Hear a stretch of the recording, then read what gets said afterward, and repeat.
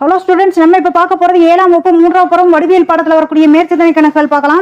அதில் முதல் கணக்கு என்ன சொல்லியிருக்காங்கன்னா, சதுரங்கத்தில் குதிரையினை எல் வடிவத்தில் மட்டுமே நகர்த்த முடியும் அப்படின்னு சொல்லிட்டு 4 பாயிண்ட் கொடுத்துருக்காங்க. அதில் முதல்ல என்ன சொல்லியிருக்காங்கன்னா, 2 செங்குத்து சதுரங்கள் ஒரு கிடைமட்ட சதுரம் அப்படின்னு சொல்லியிருக்காங்க. 2 செங்குத்து சதுரங்கள் அப்படின்னா இந்த சதுரங்க பலகையில் நம்ம பார்க்கலாம், அது எப்படி இருக்கும் அப்படின்னு சொல்லிட்டு பார்க்கலாம். அவங்க என்ன சொல்லியிருக்காங்கன்னா, G8 இருந்து G8 இந்த இடத்துல இருந்து G5 வரைக்கும் இருக்கக்கூடிய மூவை வந்து சொல்லுங்க அப்படின்னு சொல்லியிருக்காங்க. அப்ப 2 செங்குத்து சதுரங்கள் ஒரு கிடைமட்ட சதுரம் அப்படின்னா குதிரை வந்து இந்த இடத்துல இருக்கு. 2 செங்குத்து சதுரம்னா என்னது? இதுதான். அதாவது செங்குத்தானா நேர வரணும். 2 செங்குத்து சதுரம் கடந்து ஒரு கிடைமட்ட சதுரம் இந்த இடத்துல வருது. அப்ப இதனோட அமைப்பு எப்படி இருக்கும்னா, குதிரை வந்து இந்த இடத்துல இருக்கு அப்படின்னு சொன்னா 2 செங்குத்து சதுரம் முன்னோக்கி வரும். முன்னோக்கி வந்துட்டு ஒரு கிடைமட்ட சதுரம் இந்த மாதிரி இருக்கும். இதான் வந்து 2 செங்குத்து சதுரங்கள் ஒரு கிடைமட்ட சதுரம்னு சொல்லியிருக்காங்க. இரண்டாவது என்ன சொல்லியிருக்காங்கன்னா, 2 கிடைமட்ட சதுரங்கள் அப்படின்னா இந்த இடத்துல இருக்கு குதிரை அப்படின்னா 2 கிடைமட்ட சதுரம் அப்படின்னா இந்த ரெண்டு கிடைமட்ட சதுரம் ஒரு செங்குத்து சதுரம். அப்ப 2 கிடைமட்ட சதுரம் போயிட்டு ஒரு செங்குத்து சதுரம் இங்கே வருது. இதை வந்து எப்படி இருக்குன்னா, குதிரை வந்து இந்த இடத்துல இருக்கும்போது 2 கிடைமட்ட சதுரங்கள் வந்து கடந்து போயிட்டு ஒரு செங்குத்து சதுரம் வருது.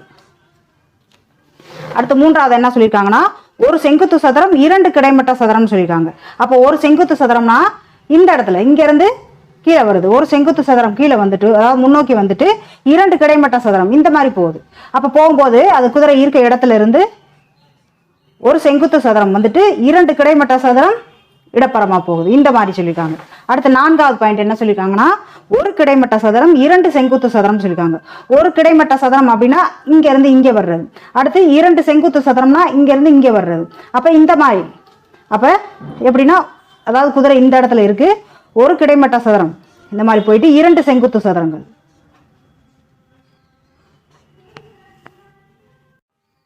இப்ப நம்ம இந்த வரைஞ்சு வச்சிருக்க இந்த அமைப்பு பொறுத்து நம்ம இதுக்கான விடை எழுதுவோம். இப்ப இந்த இடத்துல வந்து குதிரை இருக்கு, 2 செங்குத்து சதுரம் அப்படின்னா முன்னோக்கி வருது. அப்ப 2 செங்குத்து சதுரம் முன்னோக்கி வந்துட்டு ஒரு கிடைமட்ட சதுரம் இந்த பக்கமா போகுது அப்படின்னு சொல்லியிருக்காங்க. அப்ப ஒரு கிடைமட்ட சதுரம் என்னது? வலப்புறமா போகுது.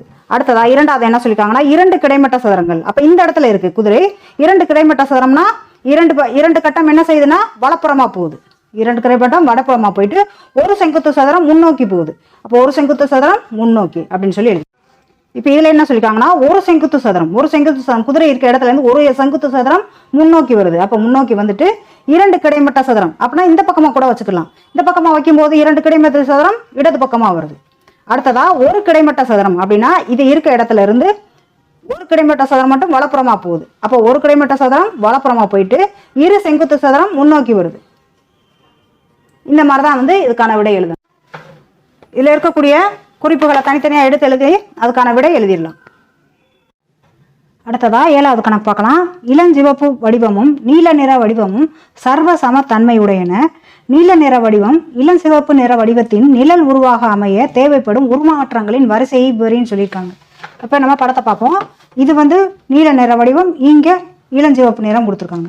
இது வந்து அப்படியே மாறி மாறி வந்து இது மேல கரெக்டா ஒட்டுற மாதிரி வர்றதுக்கு என்ன இடப்பெயர்வாகணும்னு சொல்லி கேட்டிருக்காங்க. இப்ப நம்ம பார்ப்போம். இதுதான் வந்து இளஞ்சிவப்பு நிற கட்டம்னு வச்சுக்கலாம். இப்ப நம்ம இதுக்கு நேர் அதாவது இதுக்கு சமமா இப்படி கொண்டு வந்து வைக்கிற மாதிரி நம்ம இடப்பெயர்வை வந்து எழுதணும். இப்ப நம்ம இது மேல இருக்கு, இது இருக்குன்னா நம்ம முதல்ல என்ன செய்வோம், இதை அப்படியே சுழட்டும் போது இப்படி வரும். இதுக்கு பேர் வந்து 90 டிகிரி எதிர் திசை சுழற்சி, அதாவது கடிகார சுற்றின் எதிர் திசை சுழற்சி. கடிகாரம் எப்பயுமே எப்படி சுத்தும்னா இந்த பக்கமா சுத்தும். நம்ம இப்ப இதை இப்படி சுத்திருக்கோம், அதனால கடிகார சுற்றின் 90 டிகிரி அதாவது 90 டிகிரி எதிர் திசை சுழற்சி. 90 அதாவது செங்குத்தா இருக்கு, அதனால 90 டிகிரி எதிர் திசை சுழற்சி அப்படின்னு சொல்லியாச்சு. இப்ப இங்கே வந்தாச்சு, இந்த கட்டம் இந்த பக்கமா வந்தாச்சு அப்படின்னு சொல்லி நினைச்சுக்கலாம். இது வந்து இப்படி திருப்பினதுக்கு அப்புறமா இதுக்கு நேர வந்து வரணும், இந்த புள்ளிக்கு வந்து வரணும். அப்ப வரணும்னா இதோட ஆரம்ப புள்ளி இந்த இடத்துல இருக்கு. அப்ப இந்த புள்ளிக்கு வரணும்னா இது எத்தனை புள்ளி நகர்ந்து வரணும்? 1 2 3. அப்ப 3 புள்ளி இடப்புற நகர்வு. இப்ப இங்க வந்துருச்சு இந்த புள்ளி, அதாவது இங்க இருந்த புள்ளி இங்க வந்தாச்சு. அப்ப 3 புள்ளி இடப்புற நகர்வு வந்தாச்சு. வந்ததுக்கு அப்புறமா இப்ப நம்ம இதை கொண்டு போய் கரெக்டா இது மேல வைக்கணும் அப்படின்னு சொன்னா இந்த புள்ளி இந்த இடத்துக்கு வரணும். அப்ப வர்றதுக்கு இன்னும் எத்தனை புள்ளி இருக்கு? 1 2 3 4 5. அப்ப 5 புள்ளி மேற்புற நகர்ந்தா வந்து கரெக்டா வந்து சேர்ந்துடும். அப்ப இதுதான் வந்து இதுக்கான விடை. என்னன்னா, 1 கடிகார சுற்றின் எதிர் திசையில் 90 டிகிரி 90 டிகிரி சுழற்சி அடையணும். அடுத்ததா 3 புள்ளிகள் வந்து இடப்பெயர்வு அடையணும். 5 புள்ளிகள் மேல்புற நகர்வு அடையணும். இதுதான் வந்து இதுக்கான விடை. அடுத்ததா இப்போ இரண்டாவது படம் பார்க்கலாம். இரண்டாவது படம் என்னன்னா, இதுதான் வந்து இளஞ்சிவப்பு நிறம், இது நீல நிறமாக கொடுத்துருக்காங்க.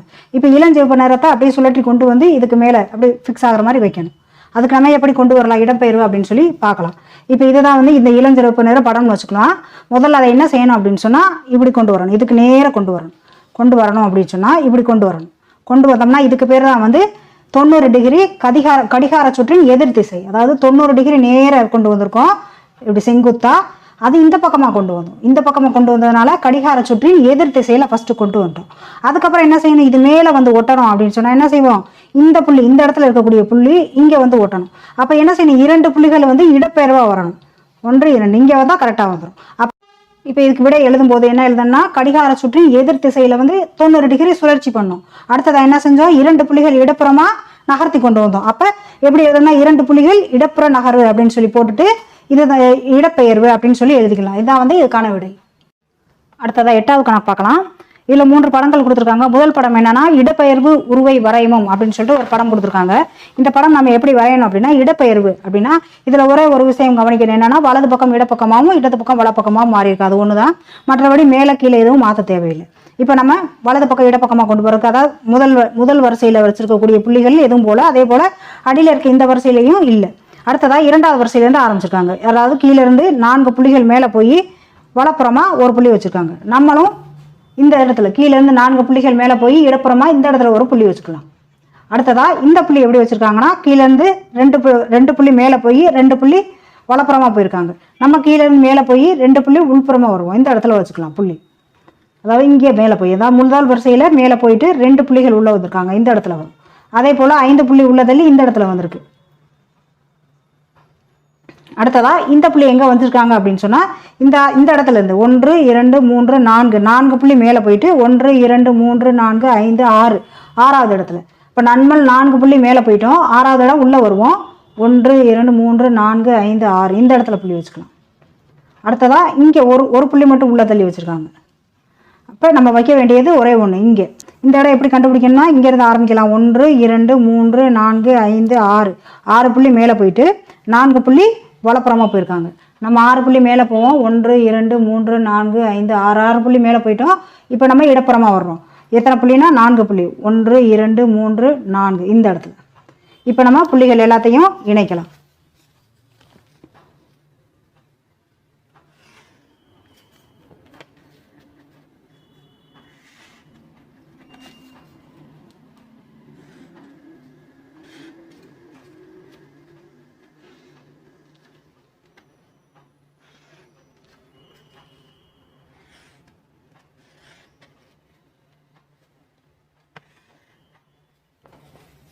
தேவையான இடப்பெயர்வு படம். அடுத்ததா 2வது படம் பார்க்கலாம். எதிரொலிப்பு உருவை வரையவும் அப்படின்னு சொல்லிட்டு கொடுத்துருக்காங்க ஒரு படம். அது எப்படி வரைகிறதுன்னு சொல்லி பார்க்கலாம். எப்படின்னா, இந்த கீழே இருக்கக்கூடிய புள்ளிகளில் 5வது புள்ளி வச்சுருக்காங்க. நம்ம அந்த பக்கமாக இருந்தோம், அதாவது இவங்க வலப்புறமாக கொண்டு போயிருக்காங்க, நம்ம இடப்புறமாக எண்ணிக்கலாம். 5வது புள்ளியில் ஆரம்பிக்குது. 1 2 3 4 5 இந்த இடத்துல ஆரம்பிக்கணும். எத்தனை புள்ளி மேலே போயிருக்காங்கன்னா, 8 புள்ளிகள் வந்து மேலே போயிருக்காங்க. அப்போ 7 புள்ளிகள் மேலே போயிருக்காங்க. 1 2 3 4 5 6 7 புள்ளிகள் மேலே போயிருக்காங்க. அப்போ 1 2 3 4 5 6 7 புள்ளி வரைக்கும் நம்ம கோடு போட்டுக்குருவோம்.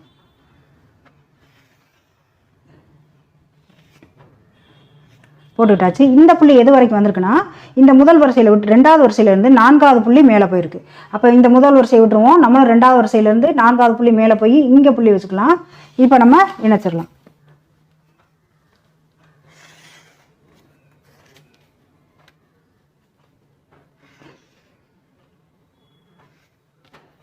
இப்போ நம்ம எதிரொலிப்பு உருவம் வரைஞ்சாச்சு. அடுத்ததா 3வது படம் பார்க்கலாம். சுழற்சி உருவை வரைவும் அப்படின்னு சொல்லிட்டு ஒரு படம் கொடுத்துருக்காங்க. சுழற்சி உருவ வரைகிறதுக்கு நம்ம ஒரு விஷயம் தெரிஞ்சுக்கிறோம். என்ன அப்படின்னா, இதில் வந்து மேல்புறமாக போன புள்ளிகளை வலப்புறமாக கொண்டு போகணும், இடப்புறமாக போன புள்ளிகளை மேல்புறமாக கொண்டு போகணும், வலப்புறமாக போன புள்ளிகளை கீழ்ப்புறமாக கொண்டு போனோம்னா நம்ம சுழற்சி உருவம் வந்து ஈஸியாக வரைஞ்சிடலாம். இப்போ நம்ம கவனிக்கலாம். முதல்ல இந்த புள்ளியிலேருந்து ஆரம்பிக்கலாம். இந்த புள்ளியிலேருந்து ஆரம்பிக்கும் போது இங்கே இந்த புள்ளி எங்கே வச்சுருக்காங்க அப்படின்னு சொன்னால், 1 2 அதாவது கீழ் வரிசையில் 1 2 3 4 5 6 புள்ளிகள் வலப்புறமாக போய் ஒரு புள்ளி மேலே போயிருக்காங்க. அப்போ வலப்புறமாக போயிட்டு ஒரு புள்ளி மேல்புறமாக போயிருக்காங்கன்னா நம்ம என்ன செய்யணும், வலப்புறமாக போன புள்ளிகளை நம்ம அதாவது மேலே போயிருக்காங்க, இங்கேருந்து ஆரம்பிச்சிருக்காங்க இந்த கோட்டுக்கு இங்கேருந்து ஆரம்பிச்சிருக்காங்க அப்படின்னு சொன்னால் மேல்புறமாக போய் ஆரம்பிச்சிருக்காங்க. நம்ம இடப்புறமாக போய் ஆரம்பிக்கலாம். அதாவது மேல்புறமாக போனதை நம்ம வலப்புறமாக ஆரம்பிப்போம். இந்த இடத்துல ஆரம்பிக்கலாம். இந்த இடத்துல ஆரம்பிச்சு 1 2 3 4 5 புள்ளி மேல்புறமாக போயிருக்காங்க. நம்ம 5 புள்ளி வலப்புறமாக போவோம். 1 2 3 4 5 இந்த வரைக்கும் நம்ம இந்த கோடு போடுவோம். அதாவது இந்த கோடு போடுறோம்.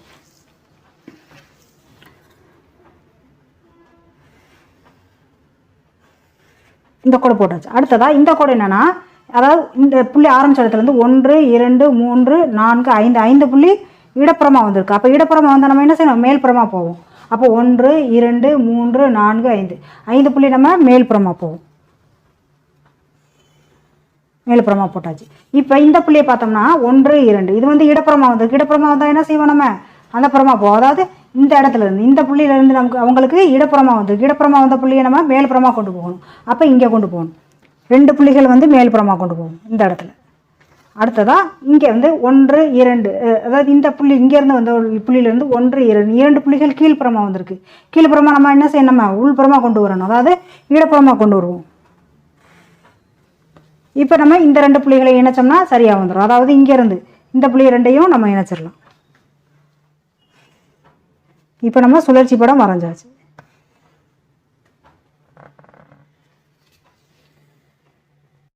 அடுத்ததா 9வது கணக்கு பார்க்கலாம். உள்வட்டத்தின் ஆரம் 4.5 சென்டிமீட்டர் என்றும் வட்ட வளையத்தின் அகலம் 2.5 சென்டிமீட்டர் என்றும் உள்ளவாறு பொதுமைய வட்டங்கள் வரைகன்னு சொல்லியிருக்காங்க.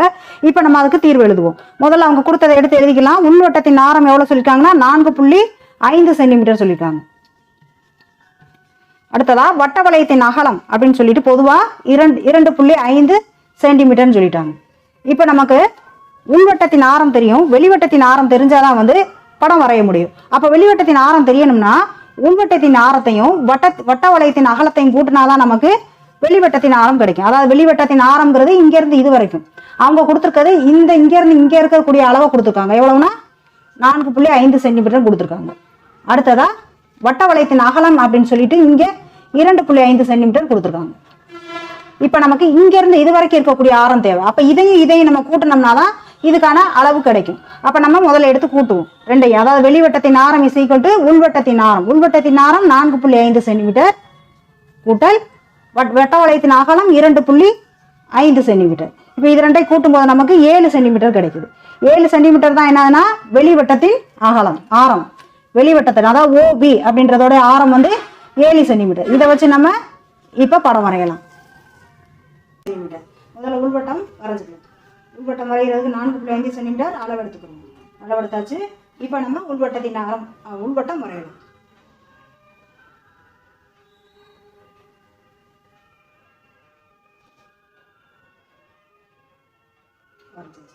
இப்போ இந்த இடத்துல நம்ம அளவுகளை வந்து குறிச்சுக்கலாம். என்னன்னா நம்ம மையமாக வச்ச இடத்த ஓணும், இந்த வட்டம் வரைக்கும் இருக்கிற இடத்துல நம்ம கோடு போட்டுட்டு இந்த இடம் A. இதனுடைய அளவு எவ்வளோனா 4.5 சென்டிமீட்டர். இப்போ அடுத்ததாக வெளிவட்டம் வரையலாம். வெளிவட்டம் எவ்வளோ கண்டுபிடிச்சி வச்சுருக்கோம்னா 7 சென்டிமீட்டர் சொல்லி கண்டுபிடிச்சிருக்கோம். இப்போ 7 சென்டிமீட்டர் நம்ம அளவு எடுத்துக்கலாம்.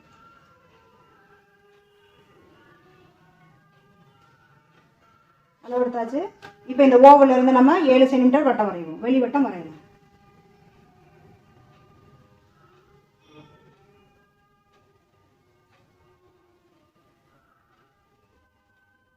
வெளிவட்டம் வரைஞ்சாச்சு. நம்ம அளவு எடுத்துக்கலாம். ஓவல்ல இருந்து இங்கே ஒரு கோடு போட்டுக்கலாம். ஆரம் போட்டாச்சு. இதுக்கு பீன் பேர் வச்சுக்கலாம். பேர் வச்சுட்டு இதனோட அளவு எவ்வளோனா 7 சென்டிமீட்டர். அடுத்ததாக நம்ம 10வது கணக்கு பார்க்கலாம். வெளிவட்டத்தின் ஆரம் 5.3 சென்டிமீட்டர் என்றும் வட்ட வளையத்தின் அகலம் 1.8 சென்டிமீட்டர் என்றும் உள்ளவாறு பொதுமைய வட்டங்கள் வரைக அப்படின்னு சொல்லியிருக்காங்க. முதல்ல கொஸ்டின் எடுத்து எழுதிக்கலாம். வெளிவட்டத்தின் ஆரம் எவ்வளோ சொல்லியிருக்காங்கன்னா 5.3 சென்டிமீட்டர். வெளிவட்டத்தின் அகலம் எவ்வளோ சொல்லியிருக்காங்கன்னா வட்ட வளையத்தின் அகலம் எவ்வளோ சொல்லியிருக்காங்கன்னா 1.8 சென்டிமீட்டர் சொல்லியிருக்காங்க. இப்போ நமக்கு உள்வட்டத்தின் ஆரம் கொடுக்கல. முதல்ல இந்த 9வது கொஸ்டின்ல வந்து உள்வட்டத்தின் ஆரம் கொடுத்துட்டு வெளிவட்டத்தின் ஆரம் கொடுக்கல. இதுல வந்து உள்வட்டத்தின் ஆரம் கொடுக்கல, வெளிவட்டத்தின் ஆரம் அளவு மட்டும் கொடுத்துருக்காங்க. அப்ப நம்ம அளவு இந்த படம் வரைஞ்சு பார்ப்போம். இது வந்து உள்வட்டத்தின் ஆரம் வந்து நமக்கு கொடுக்கல. அப்ப இந்த வட்டத்தின் அகலம் மட்டும் கொடுத்துருக்காங்க. இந்த இடத்துல வட்ட வளையத்தின் அகலம் மட்டும் எவ்வளவு சொல்லியிருக்காங்கன்னா 1.8 சென்டிமீட்டர் சொல்லியிருக்காங்க. அதே சமயம் வெளிவட்டத்தின் ஆரம் அப்படின்னு சொல்லிட்டு இங்கிருந்து இது வரைக்கும் இருக்கக்கூடிய அளவு எவ்வளவு சொல்லியிருக்காங்கன்னா 5.3 சென்டிமீட்டர் சொல்லியிருக்காங்க. இப்ப நமக்கு இந்த அளவு மட்டும் தேவை. இந்த அளவு வேணும்னா இங்கிருந்து இது வரைக்கும் இருக்கக்கூடிய அளவுல இந்த அளவை நம்ம கழிச்சோம்னா இந்த அளவு நமக்கு கிடைச்சிடும். இப்ப நம்ம இதை எடுத்து எழுதுவோம். உள்வட்டத்தின் ஆரம் வேணும்னா நம்ம வெளிவட்டத்தின் ஆரத்துல இருந்து வட்ட வளையத்தின் அகலத்தை கழிக்கணும். இப்ப வெளிவட்டத்தின் ஆரம் எவ்வளவு சொல்லியிருக்காங்கன்னா 5.3, வட்ட வளையத்தின் அகலம் எவ்வளவு சொல்லியிருக்காங்கன்னா 1.8. இதை நம்ம கழிச்சோம்னா 4.5 சென்டிமீட்டர் எழுதிக்கலாம். இதான் வந்து உள்வட்டத்தின் ஆரம் நம்ம கண்டுபிடிச்சது. இந்த இடத்துல 4.5 சென்டிமீட்டர் அவங்க கொடுத்த அளவு நம்ம கண்டுபிடிச்ச அளவை எழுதிக்கலாம். கொடுத்ததான் நம்ம படம் வரையலாம். வெளிவட்டத்தின் ஆரம் 5.3 சென்டிமீட்டர். 5.3 சென்டிமீட்டர் நம்ம அளவு எடுத்துக்கலாம். 5ல இருந்து 3 புள்ளி தள்ளி அளவு எடுத்துக்கலாம். அளவு எடுத்தாச்சு. இப்போ வெளிவட்டத்தின் ஆரம் நம்ம வரைஞ்சுக்கிறோம். வெளிவட்டம் வந்து வரைஞ்சுக்கலாம்.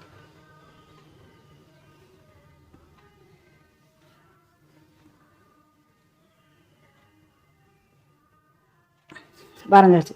அந்த மையப்புள்ளிக்கு நம்ம பேர் வச்சுக்கிறோம் ஓ. இங்கேருந்து கோடு போடும்போது இது வந்து வெளிவட்டம் அப்படின்றதுனால ஓபி அப்படின்னு சொல்லி வைக்கிறோம். முதல்ல வந்து நம்ம வெளிவட்டம் வரைஞ்சாச்சு, அதனால ஓபி அப்படின்னு சொல்லி பேர் வச்சுக்கலாம். பி வரும்போது இதனுடைய அளவு எவ்வளவுனா 5.3 சென்டிமீட்டர். உள்வட்டம் வரைவோம். முதல்ல வந்து நம்ம உள்வட்டம் வரைஞ்சுக்கிறதா நல்லது.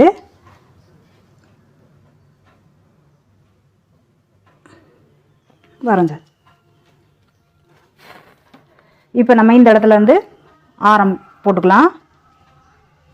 ஆரம் போட்டுட்டு நம்ம எவ்வளோ கண்டுபிடிச்சோம் அப்படின்னா 4.5 சென்டிமீட்டர்.